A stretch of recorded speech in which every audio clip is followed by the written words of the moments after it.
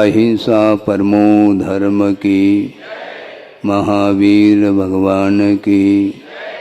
प्रातः स्मरणीय परम पूज्याचार्य गुरुवर श्री विद्यासागर जी मुनि महाराज की जय।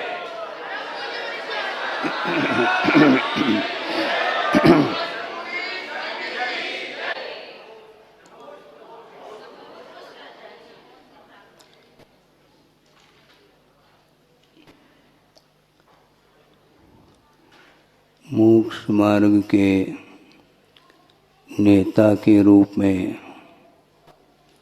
तीर्थंकर तीर्थ के कर्ता होते हैं और उनके निमित्त से असंख्य जीवों का कल्याण होता है। किंतु कल्याण करने की इच्छुक जो जीव होता है वही कल्याण कर पाता है। प्रभु सामने विराजमान है किंतु कल्याण उनके निमित्त से होता है। कल्याण करने की भावना उत्कंठा अपने भीतर यदि नहीं है तो कल्याण नहीं कर पाते। उनका कल्याण हो चुका है। उनकी आराधना करने से हम लोगों का कल्याण हो सकता है। बहुत पुराना प्रसंग आपके सामने रख रहा हूँ कि तीर्थंकर जो होते हैं वे दीक्षा के पूर्व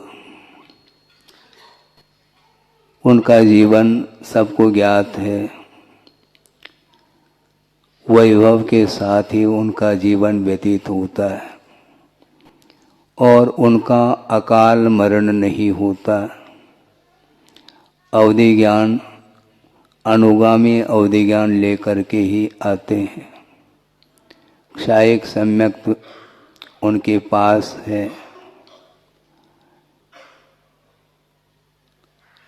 और वैराग्य उन्हें हो जाता है। अब वैराग्य होने के उपरांत भवने वनेवा, चाहे वह भवन में रहे चाहे वन में रहे, इसमें कोई बाधा तो है नहीं।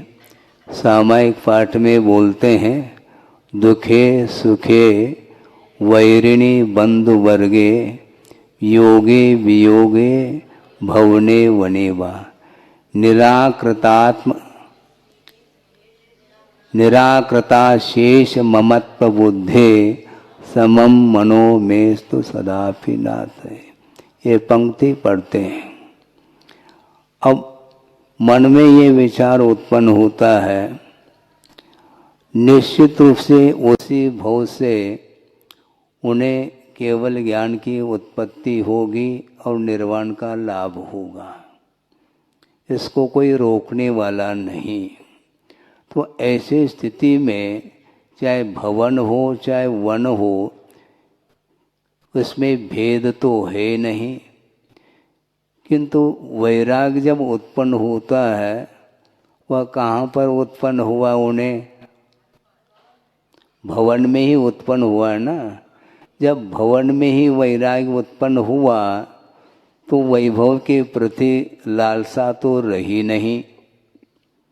फिर उसी भवन में रह करके आत्म साधना करने में बाधा क्या है? बाहर क्यों निकलते हैं? वो बहुत बड़ा प्रश्न खड़ा है सामने। लेकिन गुरुदेव ये कहते हैं उन्हें निश्चित रूप से केवल ज्ञान होगा साधना के माध्यम से, किंतु साधना करने के लिए उपयुक्त क्षेत्र की बड़ी आवश्यकता है। प्रारंभिक अवस्था में, प्रारंभिक अवस्था में चाहे वो तीर्थंकर हो चाहे वो सामान्य कोई भी साधक क्यों न हो, उपयुक्त स्थान के बिना मन संतुलित रह नहीं सकता। मन को केंद्रित करने के लिए, मन को संयत बनाने के लिए जो उपयुक्त क्षेत्र है उसका आलंबन लिया जाता है।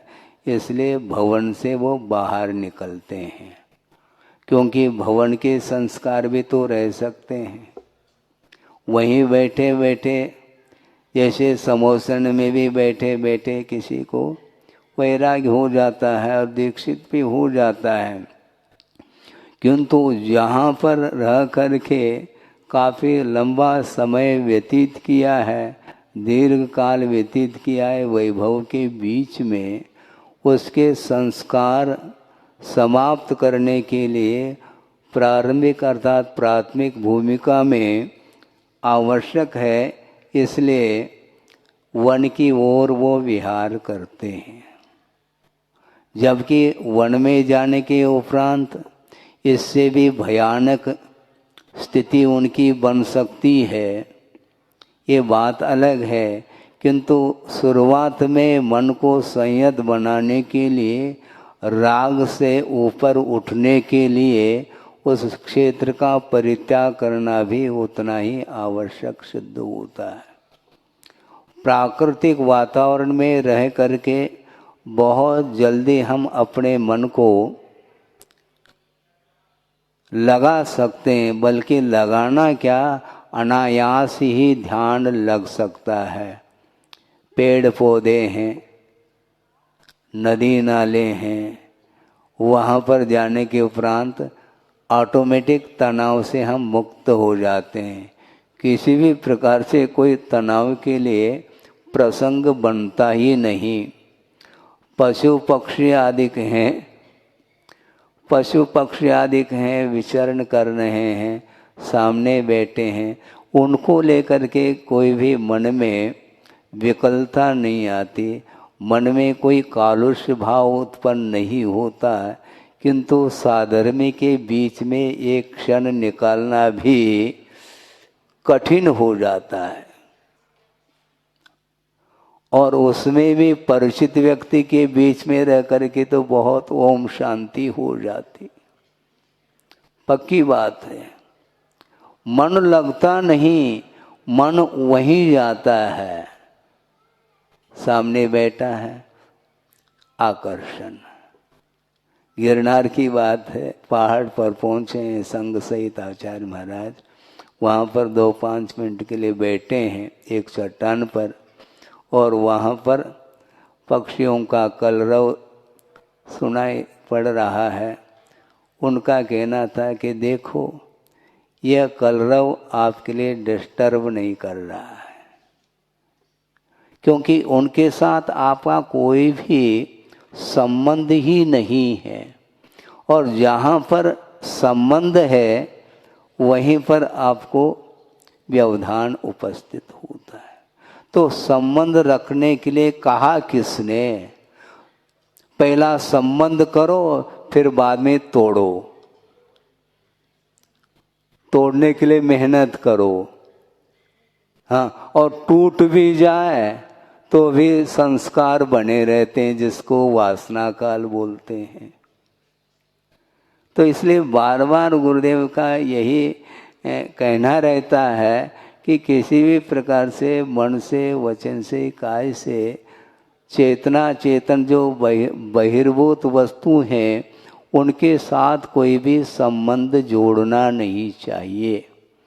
इसलिए एक हाइकू उन्होंने दिया है, जोड़ो न जोड़ो, जोड़ा छोड़ो, हाँ, जोड़ो तो बेजोड़ जोड़ो। अब ये हाइकू अपने पास ही है, अपने जेब में ही है वो, इसके बाद भी उसका उपयोग समय पर हम नहीं कर पाते। आपने कहा कि उपदेश दे करके सूत्रों के माध्यम से अपने जीवन को कृतार्थ कराइए, ये भाव रखा है। और हम ये पूछना चाहते हैं, आचार्य महाराज ने जो दिया है वह न कोई दे सकता है न दे रहा है, हाँ, नहीं दे नहीं रहे, दोहरा रहे हैं, हम बार बार दोहराते हैं इस विषय। उसके बिना हमें आनंद आने वाला नहीं है। मैं को भूलना है, मैं को भूलो, मैदान में आ जाओ, ये कहते हैं गुरुदेव। मैं का त्याग करो, मैं का विमोचन होना चाहिए। मैं का कभी प्रयोग करता, कभी हम का प्रयोग करता, हमने कहा है, हमने किया है, हमने दिया है, ये जो हम ये ठीक नहीं। उन्होंने दिया है, ये न हम अपने तरफ से हाइकू बना पा रहे हैं, न कोई दोहा लिख पा रहे हैं, न कोई छंद लिख पा रहे हैं, फिर भी स्वच्छंद होकर के ये कह दें कि मैंने दिया है, गलत बात है ये। कह नहीं रहे, कहने का भाव आ सकता है ना, वो भाव किसी को दिखाई थोड़ी देता है। सामने वाला सुन रहा है, प्रवचन सुन रहा है, मान लो मंत्र मुग्ध होकर के सुन रहा है, और बीच बीच में वह तालियों के माध्यम से भी अपने भावों को व्यक्त कर रहा है। उन तालियों के गड़गड़ाहट से भीतर यदि मान लो वक्ता के मन में तरंग उत्पन्न होने लग जाए तो इसी को तो तोड़ना है। हाँ, ये तरंग ही व्यवधान उपस्थित करता है। रंग, तरंग, अंतरंग, ये तीन चीजें हैं, और बहिरंग अलग है। तो बहिरंग से भीतर आना है, और आत्मा में प्रविष्ट होकर के जो साधना करता है उसकी आंतरिक साधना मानी जाती है, और ये मोक्ष मार्ग में बहुत महत्वपूर्ण साधना मानी जाती है। शारीरिक दृष्टि से जो साधना की जाती है वह अपने शक्ति के अनुरूप ही उस साधना को हम कर सकते हैं, बहिरंग तप आदि। किंतु बहिरंग तप का प्रयोजन भी अंतरंग तप के विकास के लिए किया जाता है, यह प्रयोजन माना है। तो मैं क्या कह रहा था, मैं दे रहा हूँ, ये पुनः संबंध हो गया ना दूसरे के साथ। इसलिए जुड़ो न जोड़ो, किसी से जुड़ना नहीं, न किसी को जोड़ना। और अज्ञान दशा में जोड़ा है तो छोड़ो, जुड़ो न जोड़ो, जोड़ा छोड़ो उसको। आज्ञा प्रदान कर रहे हैं आचार्य महाराज, उपदेश नहीं दे रहे हैं, क्योंकि उपदेश को हम मानते नहीं, आज्ञा देने की आवश्यकता पड़ती है। जोड़ा छोड़ो, उसमें मुस्कान नहीं मिलेगा, ये भी ध्यान रखो। छोड़ो, हाँ, आज्ञा है। और जोड़ो तो, क्योंकि जोड़ने की आदत है तो कोई बाधा नहीं, जोड़ो, किंतु बेजोड़ जोड़ना चाहिए। कौन बेजोड़ है मैं बता दो, कोई नहीं है। गुरु है, उनको जोड़ेंगे, उनको हृदय में स्थापित करेंगे। क्योंकि गुरु बोलते किसको, को गुरु अधिगत तत्व, ऐसा कहा है। जिन्होंने तत्व को प्राप्त कर लिया है, जान लिया है, उसका नाम गुरु है। को गुरु अधिगत तत्व है। तो इसलिए हम उन्हीं के साथ संबंध स्थापित करना चाहते हैं, और उनकी आज्ञा है। देव गुरु शास्त्र की आराधना करते हुए थोड़ा बहुत यदि मान लो समय है और सामने व्यक्ति आया है और शरण लेने के लिए आया है, मुमुक्षु है, कुछ प्राप्त करना चाहता है, आत्मिक सुख को प्राप्त करने के उद्देश्य को लेकर के आया है, तो उसके लिए समय दिया जा सकता है, इसमें कोई बाधा नहीं। और समय देने का अर्थ और कुछ नहीं, समय का अर्थ आगम होता है, और आगम के माध्यम से उसको थोड़ा समय दे दो। थोड़ा देना है, ज़्यादा नहीं। ज़्यादा तो स्वयं के लिए। मतलब खेती करते हैं, किसान लोग मान लो स्वयं नहीं करते हैं, दूसरे के लिए दिया है तो उसमें 1/4 उसके लिए और 3 हिस्सा अपने लिए। तो वही हिसाब किताब यहाँ पर भी चलता है। थोड़ा 54 दे दिए, बाकी 75 अपने। तो पक्की बात, क्योंकि कहा भी है जम सक, ऐसा कहा, स्वयं के लिए नहीं कहा जम सक है, किंतु दूसरे के कल्याण के लिए जितना शक्य है उसका अनुष्ठान हम कर सकते हैं, उसको धर्म की ओर अग्रसर कर सकते हैं। वह चाहे तब की बात है। भीतर की यदि इच्छा नहीं है, स्वहितम उपलिप्सो, अपना हित चाहता है तो उसके लिए दिया जाएगा, वरना नहीं। तो इसीलिए मैं दे नहीं रहा हूँ, जो दिया है, दिया दे दिया है, तो उसको उसी प्रकाश में कोई बैठना चाहता है तो बैठे।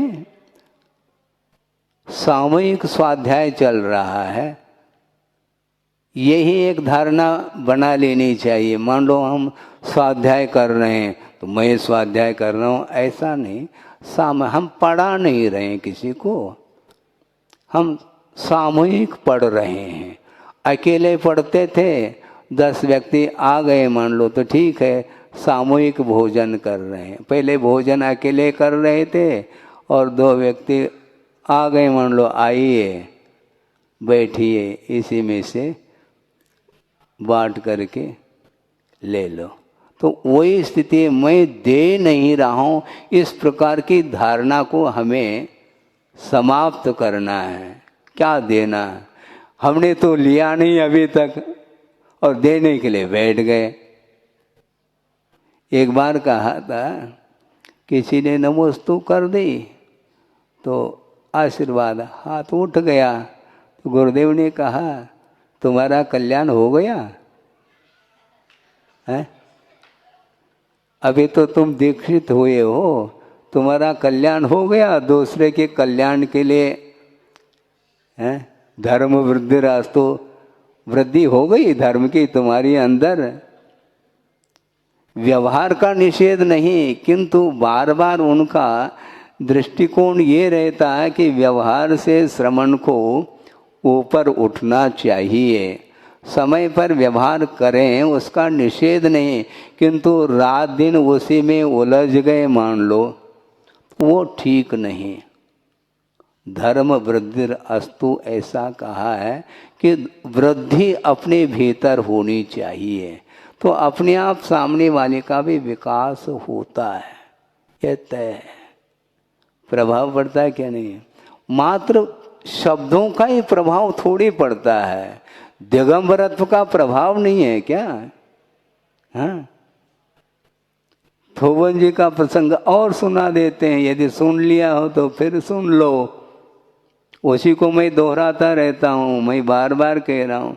आचार्य महाराज बहुत अस्वस्थ हो चुके थे, कब, 87 है तोवन जी,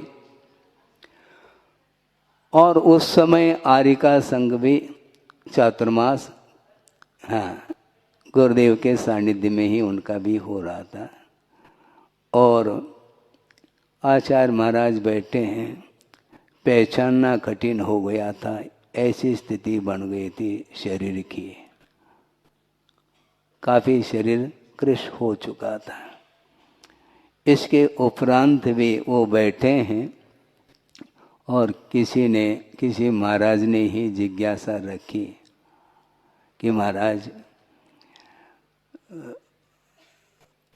कोई मोक्ष मार्ग पर बढ़ना चाहता है तो उसको प्रेरित करना चाहिए कि नहीं।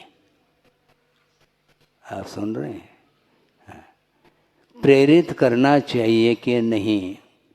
तो 1 सेकंड वो मौन रहे और उन्होंने ये कहा, प्रेरणा देने की कोई आवश्यकता नहीं।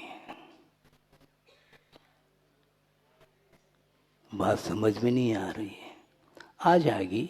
उन्होंने कहा प्रेरणा की कोई आवश्यकता इसलिए नहीं है, सामने दिगंबरत्व है और कौन सी प्रेरणा देना चाहो। जनलिंग को जिन्होंने अंगीकार किया है और निरंतर साधना में रत हैं, फिर वो किसको प्रेरित करें कि अपने आप अंत प्रेरणा होनी चाहिए। उनके चरणों में जाने के उपरांत घर जाने की इच्छा नहीं होनी चाहिए। और बोलते भी आप लोग घर जाने की इच्छा नहीं होते, ऐसा बोलते हैं। जब पास में आ जाते नहीं है तो घर जाने की इच्छा होती है। तो घर जाने की इच्छा भेज कौन रहा है आपको?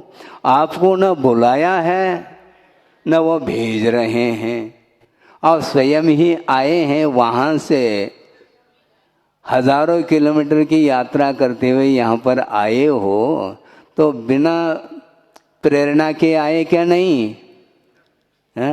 हेलो हेलो के द्वारा आपको बुलाया है क्या? कॉल किया क्या? नहीं। आए हैं, फिर आने के उपरांत शांति से दर्शन कर लो, प्रेरणा मिल जाएगी। उनका ये भाव था। मैं वही बैठा था तो हमने सोचा तो हमें तो बोलने की आवश्यकता ही नहीं है, हम क्या, वो जो बोल रहे हैं वही उत्तर मेरे लिए भी मिलने वाला है, तय है। इसलिए शांति से सुनो जी, में सार है। हाँ, प्रत्येक के लिए वही उत्तर मिलेगा, और क्या अलग उत्तर थोड़ी है। एक मान लो गणित दे दिया करने के लिए, उसकी प्रक्रिया है। अब प्रक्रिया में थोड़े बहुत अंतर भी आ सकता है, लेकिन उत्तर तो एक ही निकलता है, अंतर तो नहीं आएगा ना। तो इसलिए हमने सोच लिया कि देखो आचार्य महाराज 1 सेकंड में उत्तर दे देते हैं और हमें घंटों उत्तर देना पड़ रहा है। तो इसलिए अपने को जोड़ना नहीं, अज्ञान दशा में यदि जोड़ा है तो उसका विसर्जन की बात करो आप, जोड़ने की बात मत करो। और पर वस्तु को ही जोड़ा जाता है, आत्मा को जोड़ा नहीं जाता। आत्मा में स्थित हो करके आत्मा की साधना की जाती है। इसलिए शुभम शरीरम दिव्यांश्च विषयान अभिवांछति उत्पन्न आत्ममतिर्देहे तत्वज्ञानी ततश्च्युतिम अभिवांछति। जो तत्वज्ञानी होता है वह सुंदर सुंदर शरीर को और विषयों को नहीं चाहता। कौन चाहता है? उत्पन्न आत्ममतिर देहे, शरीर में आत्मा की बुद्धि जिसे उत्पन्न हुई है वही चाहता है शरीर को और पंचेंद्रिय के विषयों को। किंतु तत्वज्ञानी ततश्च्युतिम अभिवांछति, वह उससे मुक्त होना चाहता है। और मुक्त होने के लिए ही बहिरंग परिग्रहों का विमोचन किया, और अंतरंग परिग्रह जो बैठे हैं सत्तागत कर्म, उनको दग्ध करने के लिए निरंतर वह तत्पर हैं। उनको समाप्त करना है। 9 कर्म समाप्त करने की आवश्यकता नहीं। समय पर आयु यदि समाप्त हो जाता है तो वह शरीर छूट जाता है, छोड़ा नहीं जा रहा है, छूट जाता है वो। और छूट जाता है तो उसकी अंत्येष्टि होती है। किंतु गुरुदेव ये कहना चाहते हैं कि मोह कर्म की अंत्येष्टि होनी चाहिए, उसकी दाह संस्कार उसका होना चाहिए। और अतीत अनंत काल से वह मोहनी कर्म आत्मा के साथ उसका संबंध हुआ है, हुआ नहीं है। और उसको समाप्त करने के लिए तत्वज्ञानी ततश्च्युतिम अभिवांछति, जो तत्व का स्वरूप जानता है, आत्मा का स्वरूप भी जानता है, और आत्म तत्व से भिन्न पृथकभूत जो अन्य पदार्थ है उनके स्वरूप को भी जान लिया है, वे ही तत्वज्ञानी माने जाते हैं। वे कभी भी पर वस्तु के प्रति ममत्व भाव रख ही नहीं सकते, क्योंकि वह मेरा है ही नहीं। जब मेरा नहीं तो मेरापन क्या वस्तु? ममत्व त्व प्रत्यय भावार्थ में है, तो मेरापन है ही नहीं। जब मेरा ही है नहीं तो मेरापन क्या है? हाँ, ये होना चाहिए, लेकिन नहीं होता। सुनने में तो आ रहा है, ज्ञान भी हो रहा है, आगम का अध्ययन जिसने किया है तो आनंद तो आता है, लेकिन वह आनंद छोड़ने में आता है, जोड़ने में नहीं। सुनने के बावजूद भी उन्हीं पदार्थों को प्राप्त करने की जो लालसा है वह समाप्त होनी चाहिए। कौन करेंगे समाप्त? आपको करना, क्योंकि जोड़ा आपने है, मैंने तो जोड़ा तो है ही नहीं। जोड़ा था उसको छोड़ दिया, फिर जोड़ने की बात है तो पंच परमिष्टि का आलम्बन ले रहे हैं हम, और किसी का आलम्बन नहीं लेना चाहते। तो प्राकृतिक वातावरण में रहने से अनायास ही उपयोग अथवा मन लग जाता है, अन्यत्र नहीं जा सकता। तनाव मुक्त, एकदम टेंशन फ्री रहता है, बहुत हल्का महसूस करता है। और वहाँ से इस भवन में आ गए तो माथा बंध गया, यही होता है। आचार्य महाराज भी शुरुआत में ऊपर रहते हैं, जो बड़े बड़े मंदिर बने हैं, तो उनके परिक्रमा के पीछे जा कर के वहीं पर रात में भी दिन में भी उन्होंने व्यतीत किया है। तब कहीं जा कर के उनका कल्याण हुआ है। और कल्याण करने के लिए प्रेरणा देने की आवश्यकता इसलिए नहीं, उस सामने साधक बैठे हैं, अनूठी साधना, और उसको देख करके भी यदि घर याद आता है, फिर उपदेश देने का कोई औचित्य शुद्ध नहीं होता। क्या उपदेश देना है?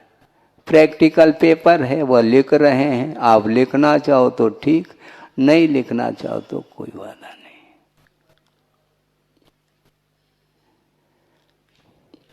भावों का अनुकरण बहुत कठिन होता है। अन्य जो चेष्टाएं हैं वह हूब की जा सकती है, जिसको ड्रामा बोलते हैं, लेकिन भावों का अनुकरण करना अत्यंत कठिन होता है। भावों की निर्मल सरिता में अवगान करने आया हूं। फिर जा क्यों रहे हैं आप? अवगान कर लिया, मेरा सारा दुख दर्द हरो, यह बंद काटने आया हूं। और जहां पर बंद होता है वहां पुनः वापस गाड़ी रिवर्स हो रही है। यही होता है, निषेध नहीं, भक्ति और भावना का निषेध नहीं। इसलिए भक्ति और भावना करने के लिए कहा है, उसके माध्यम से जो वैश्विक संस्कार है, जो अनादिकालीन है, आत्मा के साथ लगे हुए हैं, उनको दूर करने के लिए एक माध्यम है। किंतु इसके माध्यम से आत्मा के ऊपर संस्कार पड़ने चाहिए। हाँ, बार बार पलट करके देखना चाहिए, मैं सही लिख रहा हूं क्या नहीं। दिल के आईने में देखो, हैं? दिल के आईने में देखो, दूसरे के आईने में क्यों देखते? प्रतिदिन संसारी प्राणी हैं, पौर्वाणिक वेलायाम, हाँ, सुबह उठ करके नहा धो करके वह अपने शरीर को अलंकृत करता है, संस्कारित कर रहा है। अनेक प्रकार के सौंदर्य प्रसाधन वस्तुओं के द्वारा इस शरीर को वह और देखता है काय में, दिल के आईने में नहीं है। दर्पण मुखड़ा वो देख रहा है, वो क्यों इसलिए देख रहा है कि चेहरा यदि व्यवस्थित है तो बाहर निकलने लायक हूँ, ये है उसका। क्योंकि बाहर कोई देखेगा तो वो उसको अच्छा देखने में आना चाहिए। अपना मुखड़ा स्वयं को देखने में नहीं आ रहा, दर्पण की आवश्यकता पड़ रही, और सामने वाला व्यक्ति बिना आईने की ही आपकी सूरत को देख रहा है, तो उसको अच्छा लगना चाहिए। ये प्रदर्शन यहीं से प्रारंभ हो गया। ये पौराणिक व्यायाम ये प्रतिदिन ये चलता है। घंटे 2 घंटे में वस्त्र का परिवर्तन अधिक भी कर लेता है। ये सब क्या है? आधा घंटा हमारा निकल गया, हमने सोचा इसी प्रकार निकालो कुछ न कुछ। उन्हीं की बातों को उन्हीं के लिए सुनाया जा रहा है, अपनी कोई बात तो है ही नहीं। अपनी बात तो यहाँ पर आत्मा की चल रही है, और आप लोगों की बात केवल शरीर को लेकर के सारा समय व्यतीत करते हैं। सोचो, विचार करो, प्रत्येक समय संसारी, इसलिए नित नए शरीर को प्राप्त करने की वह इच्छा भी रखता है। वृद्धावस्था आ गई, अब नया शरीर यदि मिलेगा तो इससे भी बढ़ करके अच्छे खूब सुंदर मिलना चाहिए, और मन चाहे विषय भी उपलब्ध होना चाहिए। इस प्रकार वह बार बार इच्छा रखता है। इसी को निदान बोलते हैं। भोगाकांक्षा निदान, भोगों की जो आकांक्षा है, इच्छा है, उसको निदान बोलते हैं। निदान हुआ क्या नहीं? और निदान का अर्थ क्या? रोग का परीक्षण हो जाता है, डायग्नोसिस बोलते हैं, निदान। उसके बाद ट्रीटमेंट प्रारंभ होता है।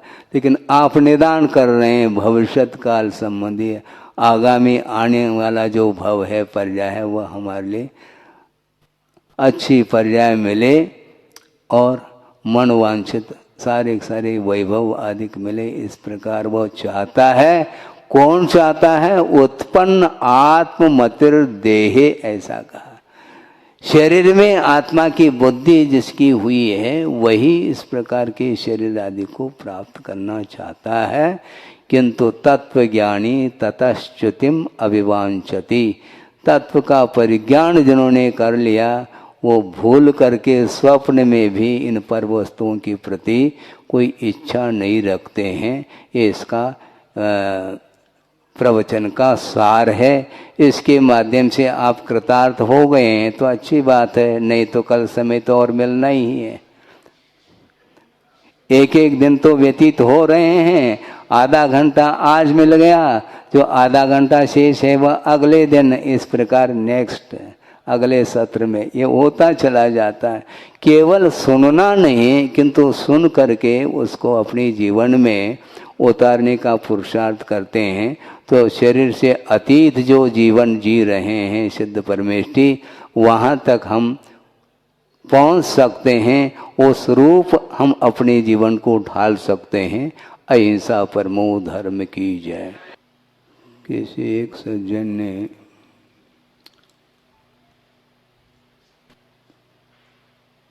जिज्ञासा रखी, और वह जिज्ञासा यह रही कि महाराज, वीर्यांतराय कर्म का क्षयोपशम कैसा हो? वीर्यांतराय कर्म का क्षयोपशम कैसा हो, जिसके माध्यम से शक्ति प्राप्त हो, बल प्राप्त हो। उसके लिए ये विषय दिया जा रहा है। प्राप्त शक्ति का यदि कोई व्यक्ति दुरुपयोग करता है, उसको कभी भी बल अर्थात शक्ति प्राप्त नहीं हो सकती है। पुण्य के उदय से बल मिला है, शक्ति मिली है, और वह शक्ति अर्थात बल प्राण के रूप में स्वीकार किया है। मनोबल, वचन बल, और काय बल, ये तीन बल माने जाते हैं। ये तीनों प्राण के रूप में इसको स्वीकार किया है।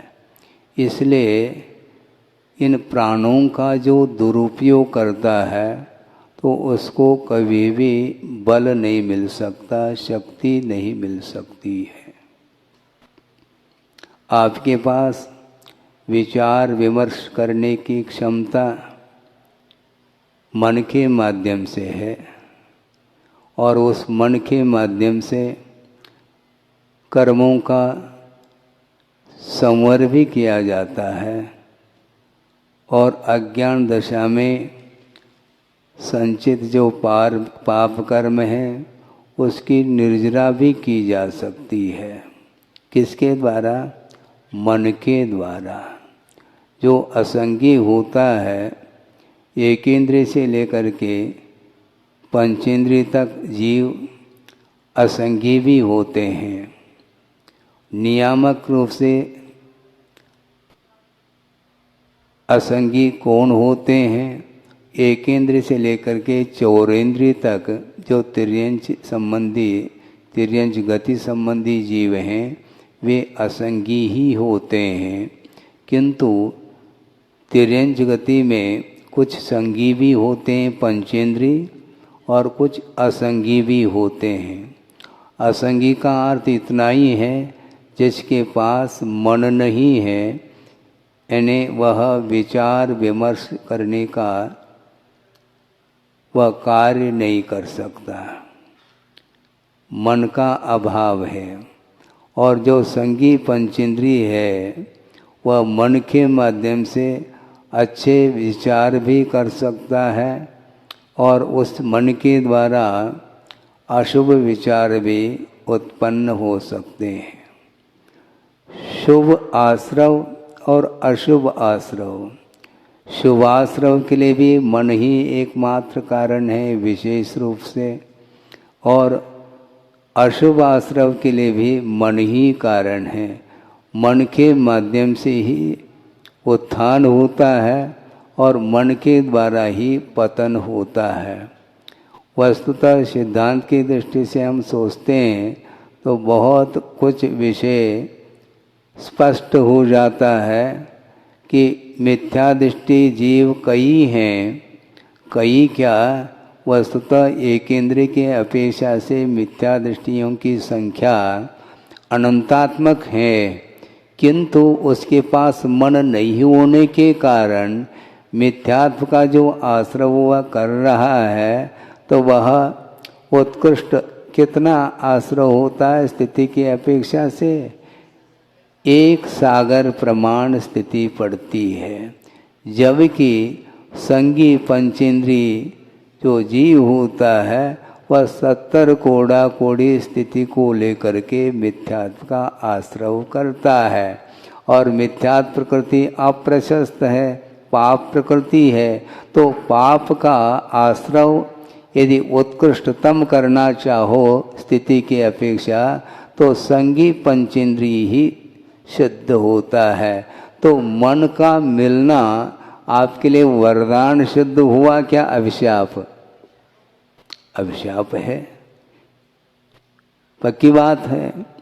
33 सागर की आई जो बांधेगा नरक गति संबंधी वह भी संगी पंचेंद्रिय ही बांधता है और उसमें भी पुरुष ही बांधता है। एक अपवाद है राघव मच अथवा तंदुल मच, उसको छोड़ करके जितने भी तिर्यंच हैं, क्रूर जाति के तिर्यंच होने के बावजूद भी 33 सागरोपम आयु को लेकर के बंद करने की क्षमता उसके अंदर नहीं है। छठे पृथ्वी तक कोई जाता है तो वह स्त्री जा सकती है, उसके आगे नहीं, किंतु पुरुष उसके आगे पहुंच जाता है। सप्तम पृथ्वी का फाटक यदि खोलता है तो मनुष्य गति का कोई जीव है तो वह पुरुष माना जाता है। किसके द्वारा हो रहा है? ये मन के द्वारा ही पतन हो रहा है। ग्राउंड में, भूमिका में हमने ये विषय रखा है कि मन के अभाव में उत्थान नहीं होता और मन के अभाव में विशेष पतन भी नहीं होता है, और मन के सद्भाव में ही विशेष पतन भी और विशेष रूप से उत्थान भी होता है। इसलिए मनोबल, वचन बल और काय बल जिनको प्राण के रूप में स्वीकारा है आगमकारों ने, उसका जो दुरुपयोग करता है उसको भव भव तक मन नहीं मिलेगा। हाँ, ये क्लियर है कि ये कोई संगी जीव है और उसका पतन हुआ, वह असंगी पर्याय को प्राप्त कर लिया। अब मार्गना की दृष्टि से असंगी से असंगी, असंगी से असंगी, इस प्रकार कितने काल तक वह असंगी रूप पर्याय को प्राप्त कर सकता है? तो असंख्य जा पुद्गल परियट्टा, असंख्यात पुद्गल परिवर्तन प्रमाण काल तक वह मन से वंचित रहता। ये ध्यान रखो, ये मन का दुरुपयोग करने का ही एकमात्र परिणाम है कि इतने काल तक वह परिभ्रमण करता रहेगा, उसके पश्चात फिर वह संगी पंचेंद्री हो सकता है। अब सोचो वीर्यांतराय कर्म का क्षोभशम कैसा हो महाराज, हमें शक्ति कैसे प्राप्त हो, हैं? बहुत दुर्बलता आ रही है, तो आ तो रही है, किंतु यंग एज में तुमने धर्म नहीं किया और 80-90 साल तक छू गए, उसके बाद गुरु के चरणों में अथवा भगवान के चरणों में हाथ जोड़ रहा है कि हे भगवान, अब मैं क्या करूं? धर्म ध्यान करने की भावना है, लेकिन शरीर साथ नहीं दे रहा है, मन साथ नहीं दे रहा है। तो जब साथ देता था उस समय किसका साथ दे दिया तुमने? जब शरीर साथ देता था, इंद्रियां काम करती थी, मन भी व्यवस्थित था, अच्छी स्मरण शक्ति थी, उस समय उस मन का, उस शरीर का, उन इंद्रियों का सदुपयोग नहीं किया तुमने, और 80-90 साल तक उसी कहाँ पर?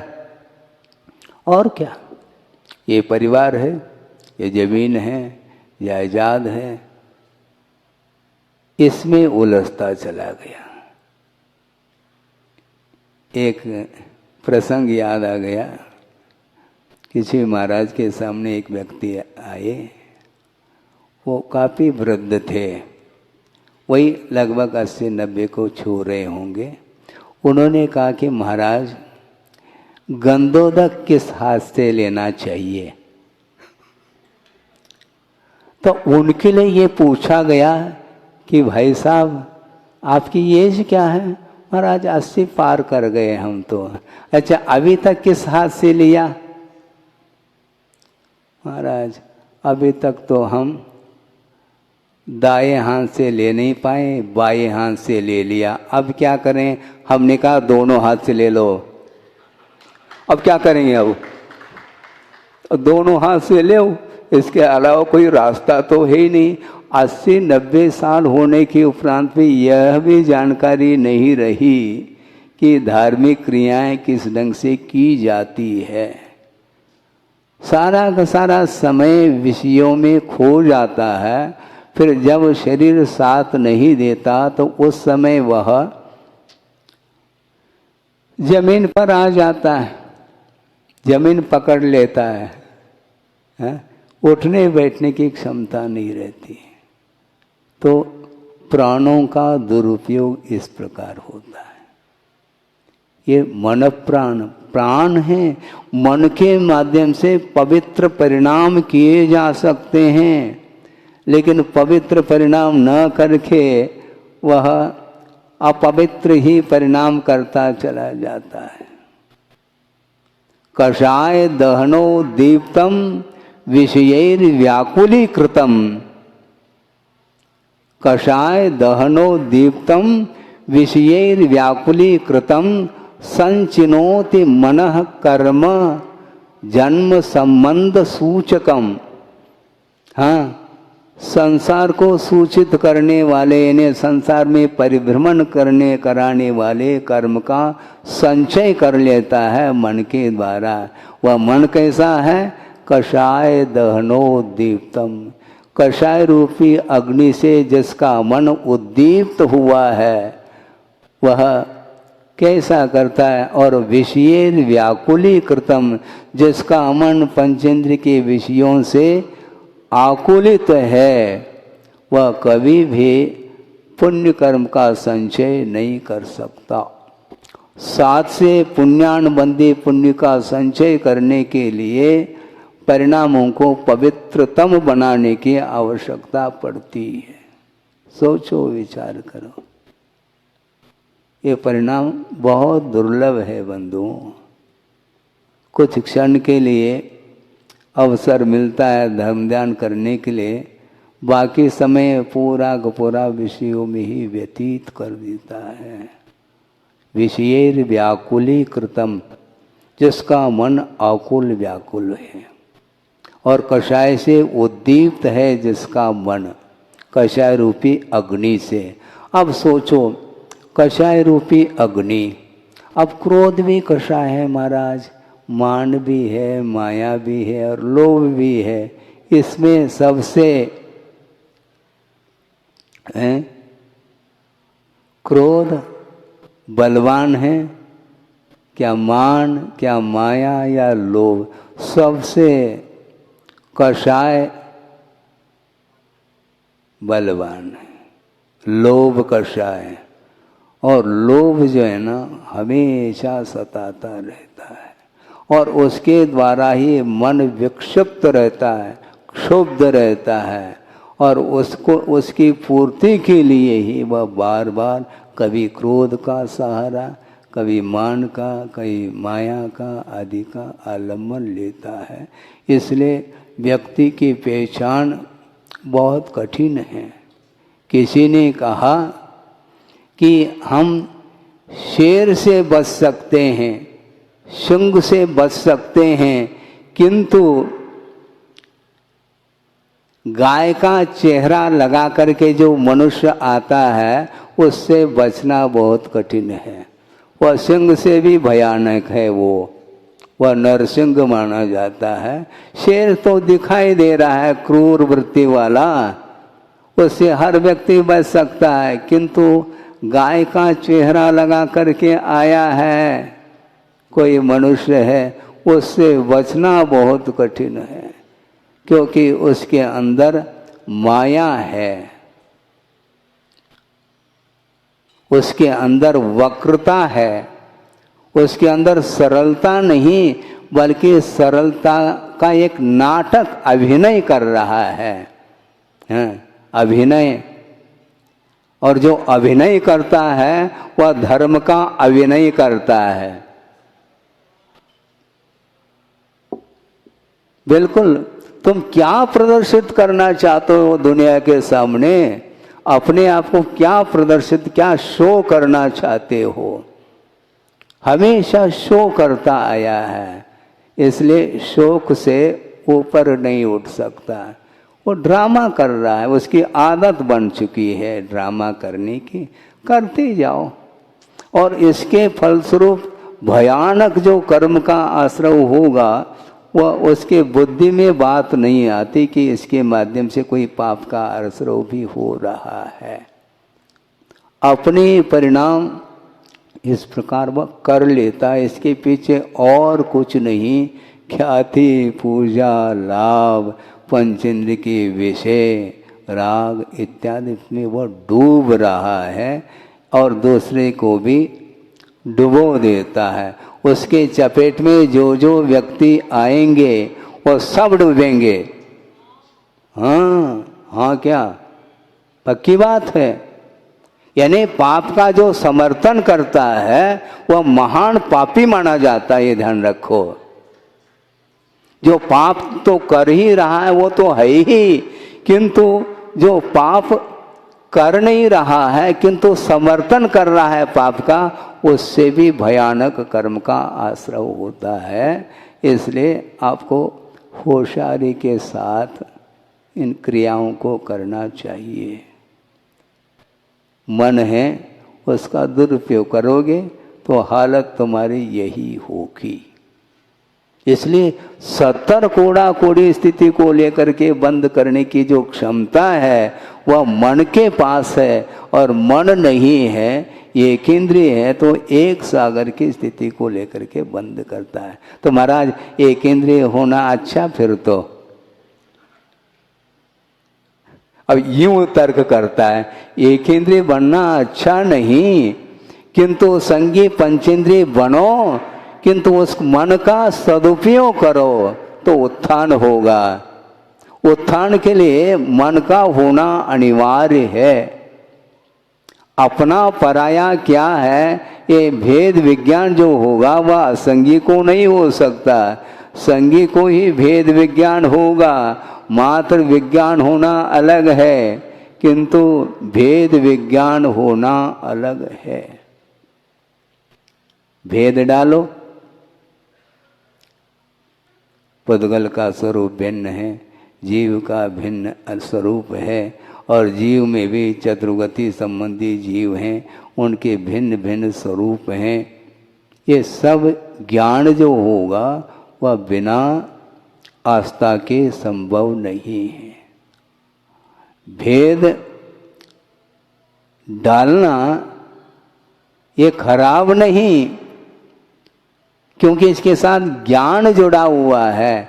भेद के साथ वह उसका ज्ञान काम कर रहा है। भेद का अर्थ विवेक, विभाजन जिसको बोलते हैं। एक विवेक नाम का प्रायश्चित भी आता है, उसमें भी यही है, विभाजन किया जाता है।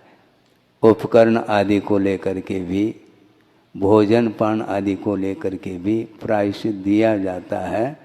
किसी ने कोई अपराध किया है, मान लो शिष्य ही है, तो उसके लिए प्रायश्चित मिल सकता है। आज कुछ नहीं लेना, केवल रोटी रोटी लेना, दाल नहीं, ये विभाजन हो गया। दाल दाल लेकर के आना, रोटी नहीं, मात्र पानी पानी लेकर के आना, ये विभाजन नाम का, यह विवेक नाम का प्रायश्चित माना जाता है। तो विवेक का अर्थ है विभाजन। तो ये 6 द्रव्य हैं, इनका विभाजन जो होगा वह ज्ञान के माध्यम से अथवा विवेक के माध्यम से ही संभव है। इसलिए मेरा क्या स्वरूप है इसका परिचय जिसके अंदर नहीं है तो वह उलझता चला जाता है। हाँ, वह फूलता जाता है फुटबॉल के समान। सबकी वृत्ति सुलझ जाए और धर्म की ओर अग्रसर हो, धर्म की ओर आकर्षित करने के लिए आप उपदेश देते हैं तो वह उपदेश समीचीन माना जाता है। केवल मेरे चरणों में, गलत बात। जहाँ पर मैं आ गया तो फिर गया, वो चरण ही समाप्त हो गए, उसके चरण का अर्थ चारित्र ही समाप्त हो जाता है, ये ध्यान रखो। मात्र शरीराश्रित जो चारित्र है यह औपचारिक कहा है कुंद कुंद देव ने, किंतु ये शरीराश्रित जो चारित्र है यह आधार के रूप में है, किंतु भाव लिंगात्मक जो चारित्र है वह वस्तुतः कर्म को नष्ट करने के लिए वह कारण बनता है। इसलिए यम प्रशम निर्वेद तत्पचिंतावलंबितम मैत्र्यादि भावना रूढ़ मनसूते शुभाश्रमम कहा। शुभाश्रम जो होता है वो मन के माध्यम से ही होता है, किंतु कैसे कैसे किन किन बातों का आलम्बन लेता है, यम अर्थात संयम का आलम्बन लेता है, प्रशम भाव का आलम्बन लेता है। तत्वचित्तावलंबितम, तत्व चिंता का अवलंबन जिस मन ने लिया है वही शुभाश्रम कर सकता है। मैत्र्यादि भावना रूढ़म मनः, मैत्री प्रमोद कारुण्य और माध्यस्थ भाव का अवलंबन लेने वाला जो मन है वही शुभाश्रव कर सकता है, यानी उस मन के द्वारा ही पुण्य का आश्रव होता है, बल्कि पुण्यानुबंधी पुण्य का आश्रव वह मन करता है। अन्यथा ओम शांति है, ओम शांति का आप परिचय तो आपको हो गया है। इससे ज़्यादा हम नहीं कहना चाहते हैं, 9:15 बज गया है। इसलिए आप संगी हैं क्या? संगी संगी फिर उस मन का सदुपयोग कर रहे हैं? करना चाहिए। हम कर लेंगे महाराज परसेंटेज में, तो जितने परसेंटेज में करेंगे उतने ही परसेंटेज में वह विकास होगा। चैन पुल्ली से भी प्रतिमा जो है ना खिसकती, एक एक एक एक सूत खिसकती जाती है, और क्रेन के माध्यम से स्पीड से वह प्रतिमा पहुंच जाती है।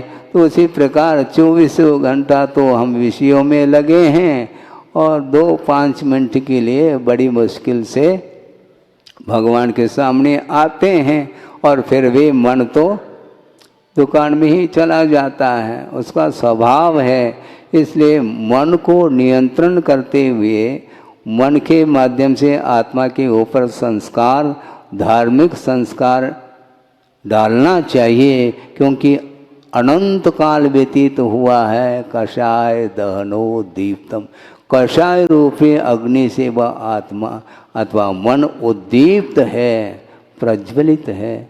उसको शांत करने के लिए क्षमा धर्म की उपासना करो, मार्दव धर्म की उपासना करो, आर्जव धर्म की उपासना करो। यदि क्षमा मार्दव आर्जव नहीं है, उसके अंदर सत्य टिक नहीं सकता। वो कदम कदम पर असत्य का ही सहारा लेता है, और अपनी बात को पुष्ट करने के लिए दुनिया को भी वह आकर्षित करने में लगा हुआ है। इस प्रकार आकर्षण से हमें कोई प्रयोजन नहीं। हमारे पास कोई आवे अथवा न आवे, हमें गम नहीं, क्योंकि हमारे हृदय में प्रभु है, ये ध्यान रखो। दुनिया से क्या प्रयोजन? किसी ने कहा कि महाराज आप अकेले रहते हैं, आपका मन कैसा लगता है? हम अकेले थोड़ी, अनंत शुद्ध परमेष्टि है अपने पास। तुम्हारे पास क्या है?